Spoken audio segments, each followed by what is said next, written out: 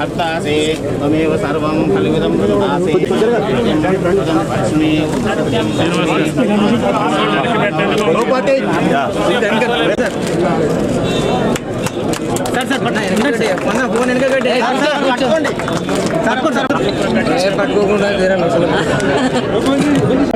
BRS party ఇంకా వాళ్ళు సిగ్గులేక మాట్లాడుతూ ఉన్నారు.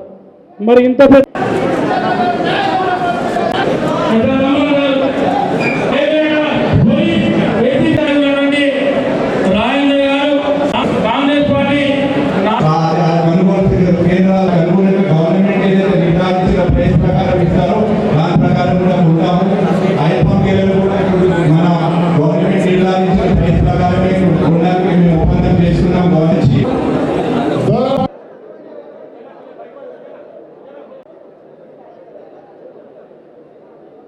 నడుతా ఉంది, రైతు రుణమాఫీ జరుగుతూ ఉంది.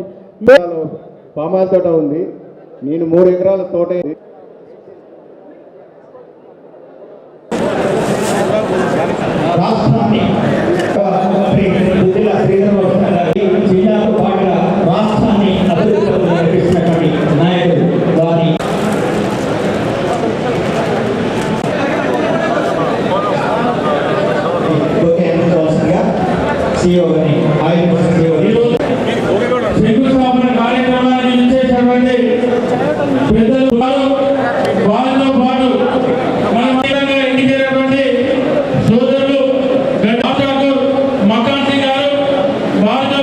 కార్యక్రమం పెట్టినందుకు రేవంత్ రెడ్డి గారికి మరి కాంగ్రెస్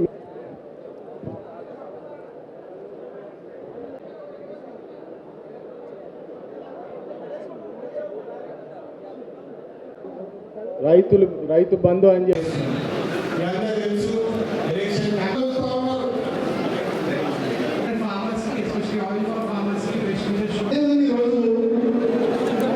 ఇప్పుడు మాకు కొద్దిగా మానేరు పర్యావరణ ప్రాంతం కాబట్టి ఈ ఫ్లడ్ వస్తుందేమో ఉద్దేశం కొద్ది వర్షాకాలం ఇబ్బంది అయితేనే. కేవలం 2500 ఎకరాలే వేశారు, మీరు 10,000 ఎకరాలకు వెళ్ళిపోవాలి. దానికి బార్ లేదు, టార్గెట్ లేదు. ఎంతమందిని అయితే రైతులు ఒప్పించుకోగలుగుతారో అంత మీరు పామాయిల్ వేయించండి. మొదటి రైతుకి పంట వస్తే మీరు చెప్పకుండానే రైతులు దారిలో పడతారు. నేను 92వ సంవత్సరంలో మొట్టమొదటిసారిగా ఈ పంట వేశాను. ఇప్పటికి 30 సంవత్సరాలు. ఆ 30 సంవత్సరాలు ఆ పంటలో అనేక పంటలు పండించాను. నాకు మొదటి 3-4 సంవత్సరాలు కూడా ఎకరానికి ₹1,00,000 వచ్చే పంటలు వేసుకోవచ్చు. మీరు బ్రహ్మాండంగా పొద్దుతిరుగుడు వేయండి, ఇదే కంపెనీ కొనుగోలు చేస్తుంది ఎంఎస్పీ రేటుకు దక్కకుండా. ఆడు అగ్రికల్చర్ ఆఫీసర్లు చెప్పినటువంటి, హార్టికల్చర్ అధికారులు చెప్పినటువంటి పంటలు అంతర పంటలుగా మీరు వేసుకోండి. కేవలం 3 సంవత్సరాల్లో క్రాప్ వచ్చేటటువంటి విత్తనాలు వచ్చినాయి. ఆ మొక్కలను తెప్పించండి, షార్ట్ వెరైటీ తెప్పించండి, హైబ్రిడ్ తెప్పించండి. తక్కువ ఆకు పొడుగు ఉండేటటువంటి వెరైటీలు కూడా వచ్చినాయి. ఆకు తక్కువ పొడుగుంటే దాంట్లో ఇంటర్ క్రాప్ వేసుకోవచ్చు. నేను జాజ్ వేశాను, నట్మగ్ వేశాను, అదేవిధంగా వక్కేశాను, ఆర్గానట్ కూడా నా తోటలో కాపుకొచ్చింది. ఇదే ఫామ్ ఆయిల్లో 3 పంటలు ఉన్నాయి. ఇంకొకటి మిరియం కూడా పెట్టిస్తున్నా. ఒక్క చెట్లకి మిరియం కూడా వస్తుంది. అంటే ఒకే ఎకరంలో 4 పంటలు పండియాలి. ఇతరత్ర అంతర్ పంటలు వేసుకునే విధంగా ఉన్నటువంటి ఈ ఆయిల్ ఫామ్కు సంబంధించి ఇక్కడనే తిరుమల ఫ్యాక్టరీ తరఫున అంతర్ పంటలు సన్ఫ్లవర్తో సహా ఇతర వస్తువులను కూడా ఎంఎస్పీ కొంటామని చెప్తారు. కాబట్టి దయచేసి రైతులారా, వ్యవసాయం వరి వేయొద్దని వారు అంటలేం, వరి బంద్ చేయమని అంటలేం.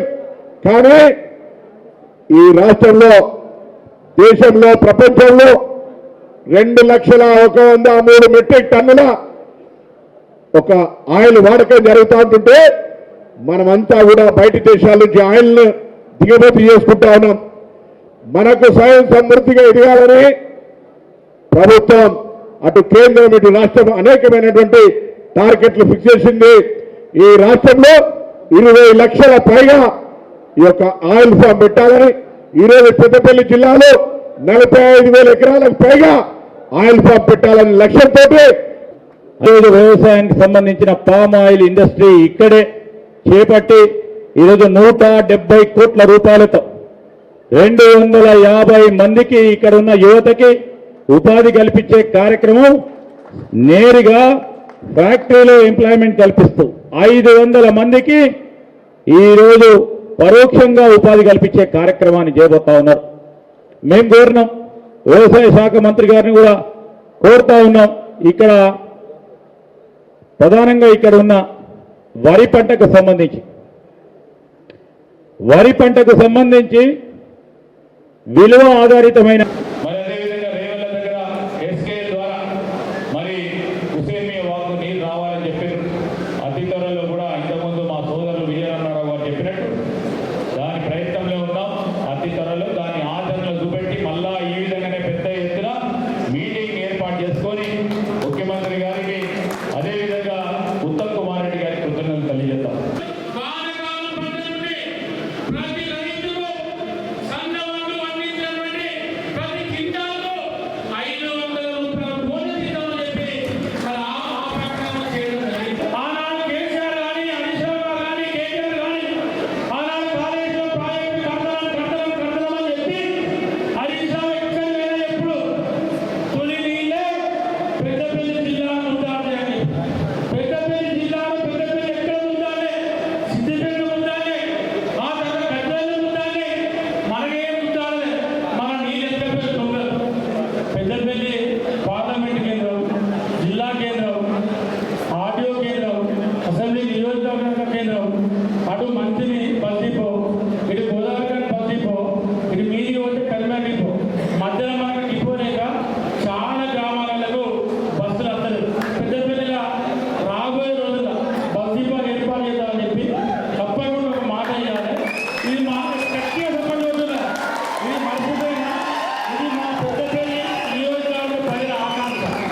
ఇది బలమైన ఆకాంక్ష. నేను అది మిస్ అయింది.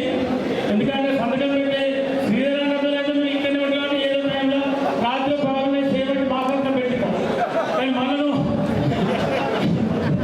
కానీ మళ్ళా ఒక మాట చెప్పుకుంటున్నా, ఎందుకంటే ఇది మాకు ఇది మీరు వచ్చినందుకు కూడా మనకు సాటిస్ఫాక్షన్ ఉంటుంది.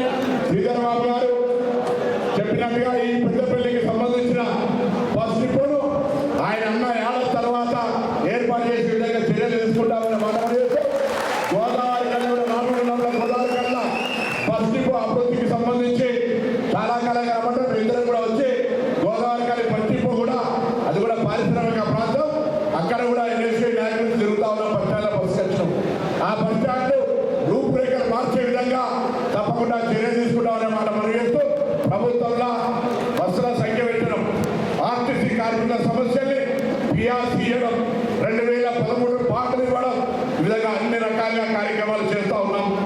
మీ అందరూ ఒకటే ఇలా గతంలాగా అప్పులు చేయడం కానీ గతంలాగా నియంతృత్వంగా వివరించడం కానీ అటువంటి ఆలోచన లేదు. కార్యకర్తల మధ్యలో కుటుంబ సభ్యులుగా ఉన్నటువంటి ఈ ప్రభుత్వంలో తప్పకుండా పరస్పరంగా అభివృద్ధి చేసుకొని ప్రజల సమస్యలు పరిష్కరించడమే ధ్యేయంగా పనిచేస్తాం ఈ ప్రభుత్వం అనే మాట చేస్తూ ఫస్ట్ ఫోను ఈ పబ్లిక్ మీటింగ్ లో ప్రకటింపజేసుకుంటున్నటువంటి వారికి హృదయపూర్వకంగా అభినందన తెలియజేస్తాం.